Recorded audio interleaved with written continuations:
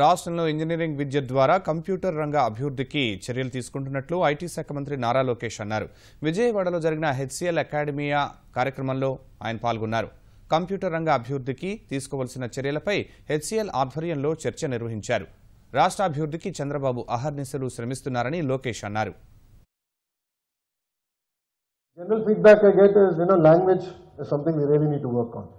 Our English, vocabulary, language, and confidence level. Let's build work-ready youth. The government has a very important role to play in this. I've had a round of meeting with Skill Development Corporation. I think it's been almost 10 days. We've given an action plan. For that, I will personally work on a mechanism. I'm coordinating with the team. We're coming up with a theme where the industry will give inputs on what is the requirement they need, and the academicians, the Skill Development Corporation will start doing interventions early on.